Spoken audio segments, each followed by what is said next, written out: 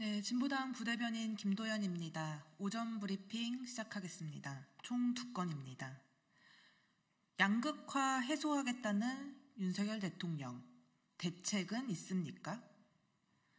윤석열 대통령이 갑자기 양극화를 해소하겠다며 나섰습니다. 교육, 소득 등 전 분야에 걸친 종합대책을 검토 중이며 이후 직접 양극화 대책을 발표할 것이라는 말이 나오고 있습니다. 양극화 문제를 해결하겠다는 의지는 좋으나 현재 정책 기조로 가능한 일인지 의심스럽습니다.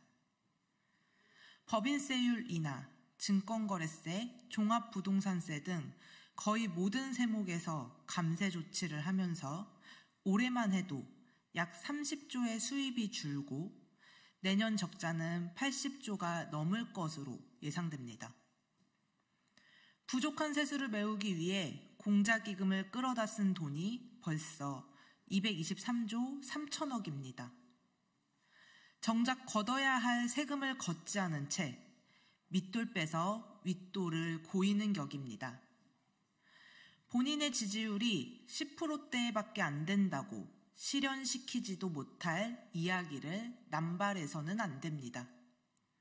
대통령의 임기는 얼마 남지 않았겠지만 국민의 삶과 고통은 지속되기 때문입니다. 특히나 대통령을 포함해 여야는 소득이 있는 곳에 세금이 있다는 명제를 잊어선 안 됩니다. 오늘도 이 하루를 살기 위해 허덕이고 있는 국민을 생각하는 것이 정치의 제 역할입니다. 네, 두 번째입니다. 곳곳에서 터져나오는 교수 시국선언. 엄중한 경고를 무시했다간 역사 속으로 재빨리 사라질 것입니다. 대학교 교수들의 시국선언이 이어지고 있습니다. 경남대와 경상국립대, 창원대를 시작으로 외대, 국민대, 경희대, 공주대, 경북대, 한양대, 숙대, 아주대, 고려대 등 많은 교수들과 연구자들의 윤석열 대통령 퇴진 요구가 터져나오고 있습니다.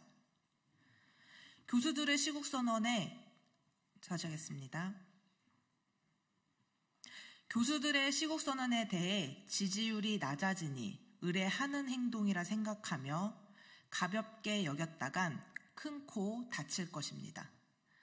박근혜 대통령이 탄핵을 당하기 전에도 대학가 교수들의 시국선언이 이어졌고 국정의 손때라는 무서운 경고를 했습니다. 그런데 이젠 그 박근혜 정부보다 심각한 국정농단이라며 김건희 특검 수용과 검찰 개혁 등을 요구하고 있습니다. 입만 열면 거짓말을 일삼고 누가 대통령인지 모르게 권력을 남용하는 윤석열 정권을 더 이상 지켜보기 어렵다는 것이 우리 사회 최고의 지성인들의 목소리입니다. 과거에도 민주주의를 훼손했던 정권을 향한 교수들의 시국선언은 사회적 경고를 넘어 국가 권력을 견제해 왔습니다.